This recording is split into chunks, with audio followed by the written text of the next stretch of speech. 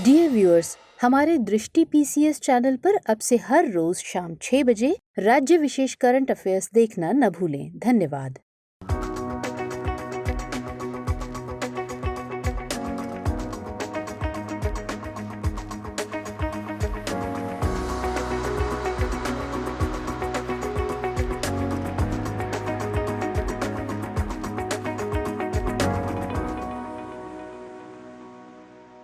नमस्कार, दृष्टि आईएएस के टुडेज जी के प्रोग्राम में आपका स्वागत है। शुरुआत करेंगे पिछले सेशन के रिकैप से। पहला प्रश्न था, मौद्रिक नीति समिति यानी एमपीसी के संदर्भ में निम्नलिखित कथनों पर विचार कीजिए। 1. यह आरबीआई अधिनियम 1934 के तहत स्थापित एक सांविधिक और संस्थागत फ्रेमवर्क है। 2. आरबीआई के गवर्नर एमपीसी के पदेन अध्यक्ष होते हैं। उपर्युक्त कथनों में से कौन सा यहाँ से सही है या फिर है? इसका सही जवाब था 1 और 2 दोनों।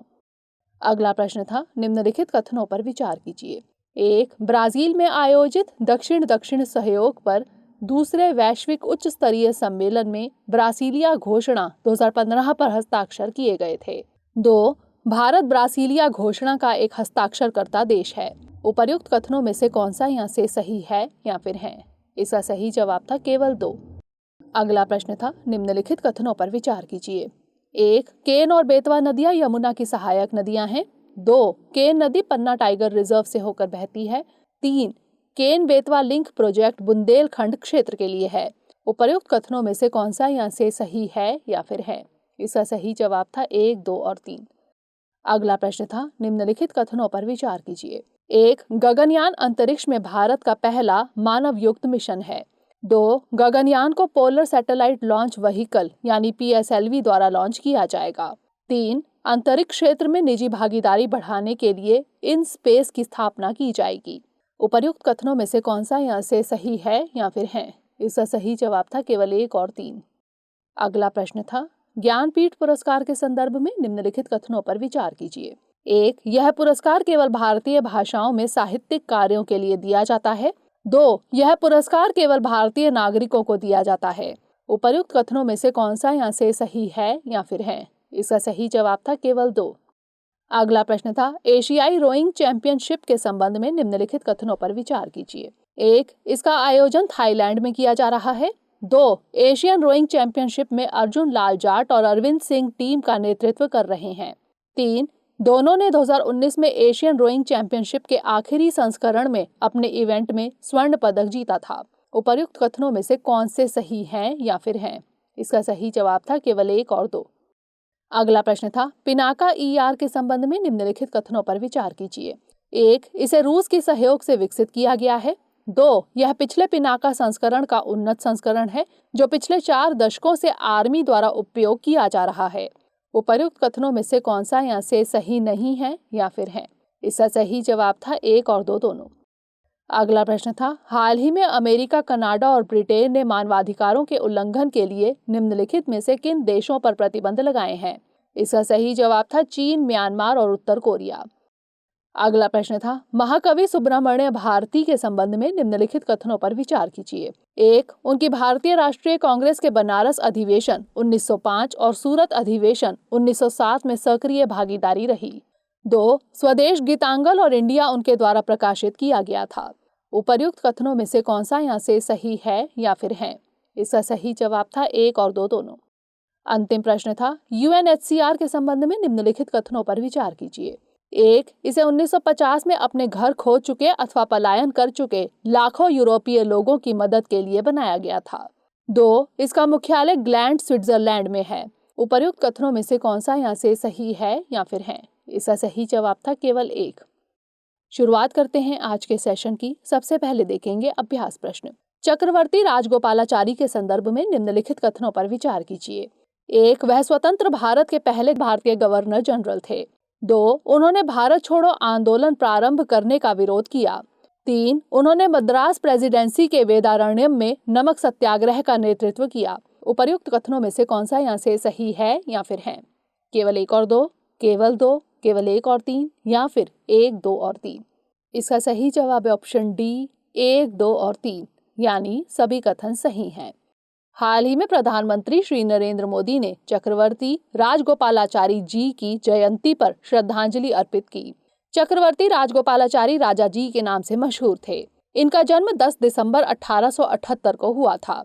1954 में उन्हें भारत के सर्वोच्च नागरिक पुरस्कार भारत रत्न से सम्मानित किया गया। 25 दिसंबर 1972 को उनका निधन हो गया। जान लेते हैं स्वतंत्रता संग्राम में चक्रवर्ती राजगोपालाचारी की भूमिका के बारे में। असहयोग आंदोलन। 1919 में मद्रास, जो कि अब चेन्नई है, में पहली बार महात्मा गांधी से उनकी मुलाकात हुई और उन्होंने गांधी जी के असहयोग आंदोलन में हिस्सा लिया। 1920 में उन्हें वेल्लोर में 2 साल के लिए जेल भी हुई थी।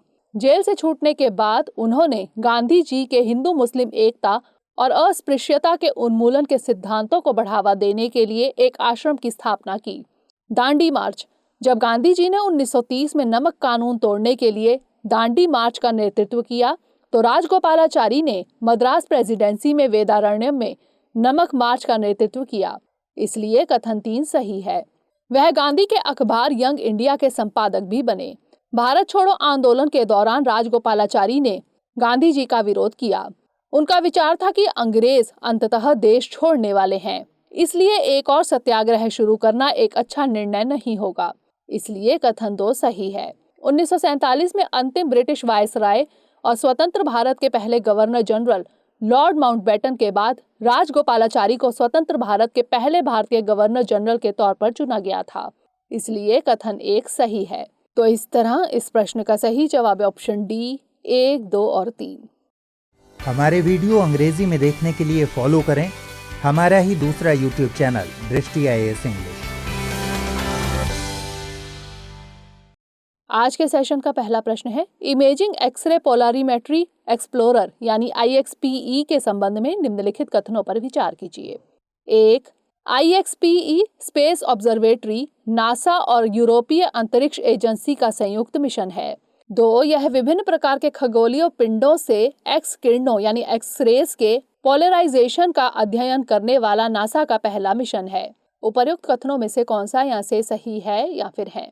केवल 1, केवल 2, 1 और 2 दोनों, या फिर ना तो 1 और ना ही 2? इसका सही जवाब है ऑप्शन बी, केवल 2। हाल ही में नासा ने इमेजिंग एक्सरे पोलरीमेट्री एक्सप्लोरर यानी IXPE मिशन लॉन्च किया। स्पेसएक्स के फाल्कन 9 रॉकेट के जरिए इसे फ्लोरिडा में नासा के कैनेडी स्पेस सेंटर से इसके ऑर्बिट के लिए भेजा गया। IXPE ऑब्जर्वेटरी नासा और इटली की अंतरिक्ष एजेंसी का संयुक्त मिशन है, इसलिए कथन 1 गलत है। यह मिशन ब्रह्मांड में सबसे चरम और रहस्यमय ऑब्जेक्ट्स जैसे सुपरनोवा के अवशेष, सुपरमैसिव ब्लैक होल और अन्य हाई एनर्जी ऑब्जेक्ट्स का अध्ययन करेगा। इस मिशन की प्राथमिक अवधि 2 वर्ष की है और यह ऑब्जर्वेटरी लगभग 600 किलोमीटर की ऊंचाई पर पृथ्वी की भूमध्य रेखा के चारों ओर परिक्रमा करेगी। यह विभिन्न प्रकार के खगोलीय पिंडों से एक्स किरणों के ध्रुवीकरण यानी पोलराइजेशन का अध्ययन करने वाला नासा का पहला मिशन है, इसलिए कथन 2 सही है। तो इस तरह इस प्रश्न का सही जवाब है ऑप्शन बी, केवल 2। अगला प्रश्न है, रामानुजन पुरस्कार के संबंध में निम्नलिखित कथनों पर विचार कीजिए। 1. यह पुरस्कार विकासशील देशों के युवा गणितज्ञों को दिया जाता है। 2. यह पुरस्कार विज्ञान और प्रौद्योगिकी विभाग यानी DST द्वारा वित्त पोषित है। 3. गणितीय विज्ञान की किसी भी शाखा में कार्यरत शोधकर्ता इसके लिए पात्र हैं। उपर्युक्त कथनों में से कौन सा यहाँ से सही है या फिर है? केवल 1 और 2, केवल 2, केवल 1 और 3, या फिर 1, 2 और 3? इसका सही जवाब है ऑप्शन डी, 1, 2 और 3, यानी सभी कथन सही हैं। हाल ही में प्रोफेसर नीना गुप्ता को विकासशील देशों के युवा गणितज्ञों के लिए रामानुजन पुरस्कार से सम्मानित किया गया है।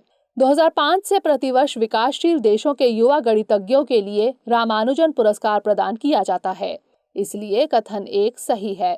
यह भारत सरकार के विज्ञान और प्रौद्योगिकी विभाग यानी DST और अंतर्राष्ट्रीय गणितीय संघ यानी IMU के साथ संयुक्त रूप से सैद्धांतिक भौतिकी के लिए अब्दुस सलाम इंटरनेशनल सेंटर यानी ICTP द्वारा प्रशासित एक पुरस्कार है।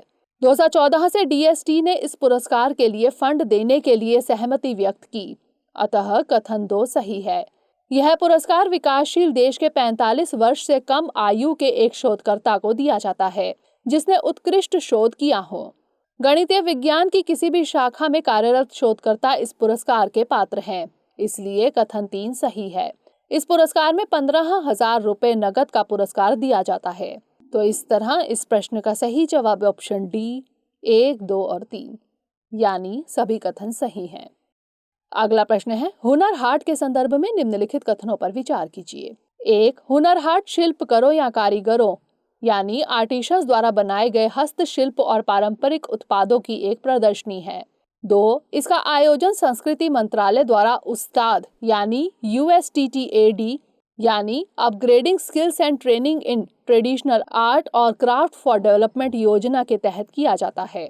उपर्युक्त कथनों में से कौन सा यहाँ से सही है या फिर है? केवल 1, केवल 2, 1 और 2 दोनों, या फिर ना तो 1 और ना ही 2? इसका सही जवाब है ऑप्शन ए, केवल 1। हाल ही में गुजरात के राज्यपाल श्री आचार्य देवव्रत ने कहा कि हुनर हाट देश की कला और शिल्प कौशल की हजारों साल पुरानी पैतृक विरासत के संरक्षण और प्रचार में महत्वपूर्ण भूमिका निभा रहे हैं। हुनर हाट अल्पसंख्यक समुदायों के कारीगरों द्वारा बनाए गए हस्तशिल्प और पारंपरिक उत्पादों की एक प्रदर्शनी है, इसलिए कथन 1 सही है। ये अल्पसंख्यक कार्य मंत्रालय द्वारा उस्ताद यानी upgrading skills and training in traditional art and craft for development योजना के तहत आयोजित किए जाते हैं, इसलिए कथन 2 गलत है। उस्ताद योजना का उद्देश्य अल्पसंख्यक समुदायों की पारंपरिक कला और शिल्प की समृद्ध विरासत को बढ़ावा देना और संरक्षित करना है। वहीं हुनर हाटों का मकसद कारीगरों, शिल्पकारों और पारंपरिक पाक कला विशेषज्ञों की बाजार तक पहुंच और रोजगार के अवसर प्रदान करना है। तो इस तरह इस प्रश्न का सही जवाब है ऑप्शन ए, केवल 1। अगला प्रश्न है, अंतर्राष्ट्रीय सौर गठबंधन यानी ISA के संदर्भ में निम्नलिखित कथनों पर विचार कीजिए। 1, संयुक्त राष्ट्र ने अंतर्राष्ट्रीय सौर गठबंधन यानी ISA को पर्यवेक्षक का दर्जा दिया है। 2, इसका मुख्यालय गुरुग्राम हरियाणा में है। 3, यह one sun one world one grid यानी OSOWOG को लागू करने के लिए नोडल एजेंसी है। उपर्युक्त कथनों में से कौन सा यहाँ से सही है या फिर है? केवल 1 और 2, केवल 2, केवल 1 और 3, या फिर 1, 2 और 3? इसका सही जवाब है ऑप्शन डी, 1, 2 और 3, यानी सभी कथन सही हैं। हाल ही में संयुक्त राष्ट्र महासभा यानी UNGA ने अंतर्राष्ट्रीय सौर गठबंधन यानी ISA को पर्यवेक्षक का दर्जा दिया है, इसलिए कथन 1 सही है। यह ISA और संयुक्त राष्ट्र के बीच नियमित और बेहतर सहयोग प्रदान करने में मदद करेगा। इसके जरिए वैश्विक ऊर्जा वृद्धि और विकास में लाभ मिलेगा। ISA का मुख्यालय हरियाणा के गुरुग्राम में है, इसलिए कथन 2 सही है। ISA one sun one world one grid यानी OSOWOG को लागू करने के लिए नोडल एजेंसी है, इसलिए कथन 3 सही है। OSOWOG का उद्देश्य एक क्षेत्र में उत्पन्न सौर ऊर्जा को अन्य क्षेत्रों की विद्युत मांगों को पूरा करने के लिए स्थानांतरित करना है। तो इस तरह इस प्रश्न का सही जवाब है ऑप्शन डी, 1, 2 और 3। अगला प्रश्न है, यूनिसेफ के संबंध में निम्नलिखित कथनों पर विचार कीजिए। 1, 1946 में यह संयुक्त राष्ट्र का स्थायी हिस्सा बन गया। 2, यह बाल अधिकारों पर कन्वेंशन 1989 द्वारा निर्देशित है। 3, इसे 1965 में विभिन्न देशों के बीच भाईचारे को बढ़ावा देने के लिए शांति के नोबेल पुरस्कार से सम्मानित किया गया था। उपर्युक्त कथनों में से कौन सा यहाँ से सही है या फिर है? केवल 1 और 2, केवल 2 और 3, केवल 3, या फिर 1, 2 और 3? इसका सही जवाब है ऑप्शन बी, केवल 2 और 3। इस सप्ताह यूनिसेफ की 75वीं वर्षगांठ मनाई जा रही है। यूनिसेफ को 11 दिसंबर 1946 में द्वितीय विश्व युद्ध से प्रभावित बच्चों की मदद के लिए अंतर्राष्ट्रीय बाल आपातकालीन कोष यानी ICEF के तौर पर बनाया गया था। संयुक्त राष्ट्र बाल कोष यानी यूनिसेफ संयुक्त राष्ट्र का एक विशेष कार्यक्रम है जो बच्चों के स्वास्थ्य, पोषण, शिक्षा और कल्याण में सुधार के लिए राष्ट्रीय प्रयासों की सहायता के लिए समर्पित है। 1953 में यह संयुक्त राष्ट्र का स्थायी अंग बन गया, इसलिए कथन 1 गलत है। यूनिसेफ बाल अधिकारों पर कन्वेंशन 1989 द्वारा निर्देशित है। यह बाल अधिकारों को स्थायी नैतिक सिद्धांतों के तौर पर और बच्चों के प्रति व्यवहार के अंतर्राष्ट्रीय मानकों को स्थापित करने का प्रयास करता है, इसलिए कथन 2 सही है।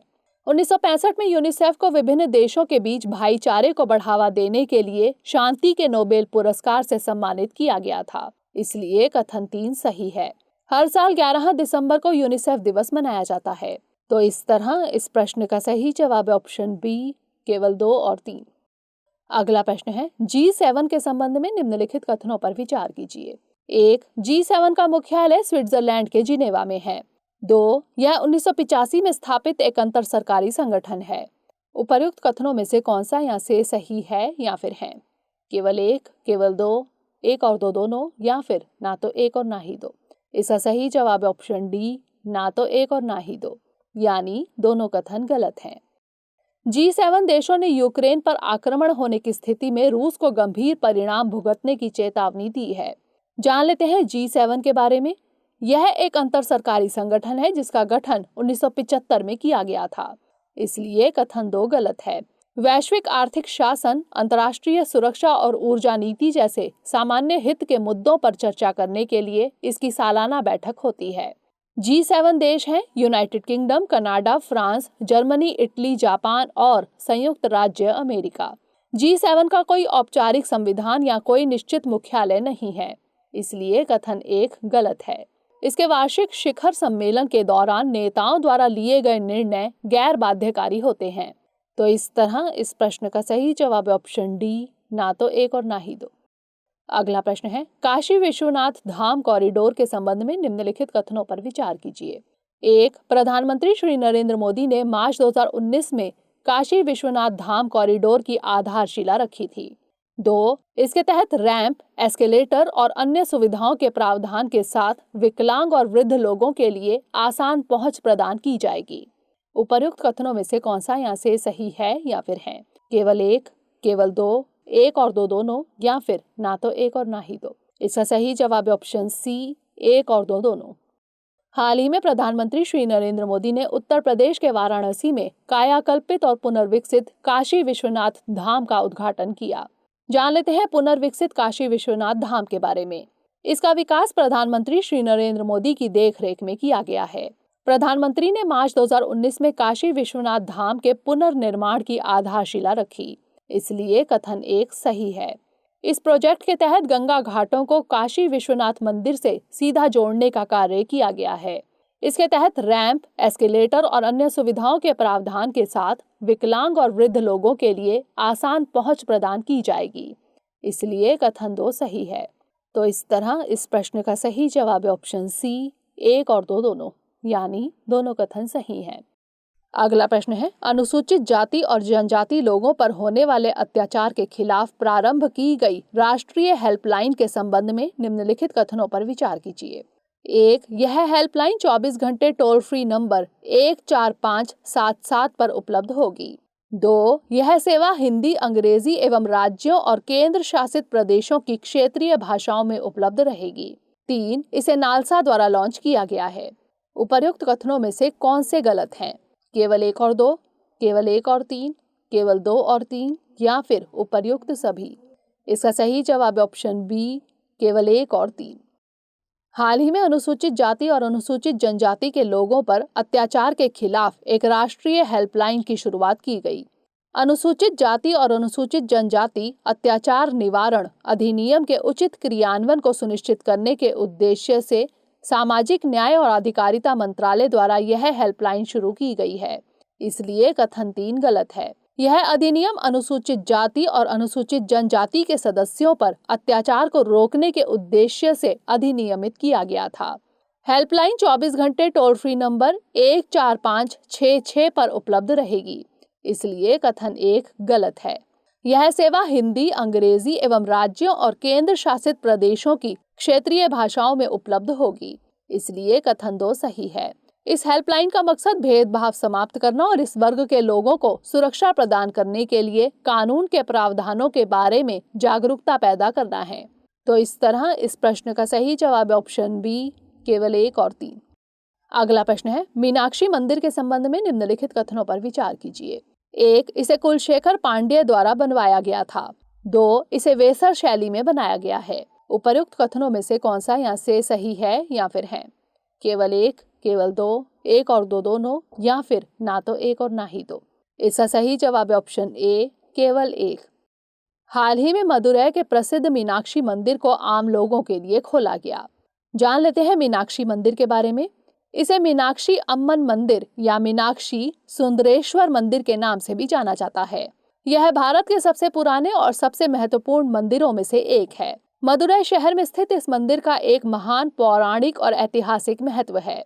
इसका निर्माण कुलशेखर पांड्य द्वारा किया गया था, इसलिए कथन 1 सही है। इसकी स्थापत्य शैली द्रविड़ है, इसलिए कथन 2 गलत है। यह मंदिर मीनाक्षी यानी देवी पार्वती और सुंदरेश्वर यानी भगवान शिव को समर्पित है और इसमें शैववाद परंपरा है। इसका प्रमुख त्योहार तिरुकल्याणम महोत्सव या चिथिरई थिरुविजा है। तो इस तरह इस प्रश्न का सही जवाब है ऑप्शन ए, केवल 1। अंतिम प्रश्न है, निम्नलिखित में से कौन सा राज्य इंडिया इंटरनेशनल साइंस फेस्टिवल की मेजबानी कर रहा है? गोवा, नागालैंड, कर्नाटक या फिर तेलंगाना? इसका सही जवाब है ऑप्शन ए, गोवा। केंद्रीय विज्ञान और प्रौद्योगिकी राज्य मंत्री स्वतंत्र प्रभार डॉक्टर जितेंद्र सिंह ने पणजी, गोवा में इंडिया इंटरनेशनल साइंस फेस्टिवल के 7वें संस्करण का उद्घाटन किया। इस महोत्सव का मुख्य मकसद लोगों द्वारा नवाचार और ऐसी तकनीक विकसित करना है जो जनता के लिए किफायती हो। इस 4 दिवसीय विज्ञान महोत्सव की theme celebrating creativity, science, technology and innovation for a prosperous India रखी गई है। तो इस तरह इस प्रश्न का सही जवाब है ऑप्शन ए, गोवा। अब नोट कर लेते हैं आज का अभ्यास प्रश्न। निम्नलिखित कथनों पर विचार कीजिए। 1. भारतीय संविधान के अनुच्छेद 213 के तहत राज्यपाल अध्यादेश जारी कर सकता है। 2. राज्यपाल मंत्री परिषद यानी COM की सलाह से कार्य करने के लिए बाध्य नहीं है। उपर्युक्त कथनों में से कौन सा यहाँ से सही है या फिर है? केवल 1, केवल 2, 1 और 2 दोनों, या फिर ना तो 1 और ना ही 2? इसका उत्तर हमें कमेंट सेक्शन में जरूर भेजिएगा। अगले सेशन में नए प्रश्नों के साथ मिलेंगे, तब तक के लिए धन्यवाद।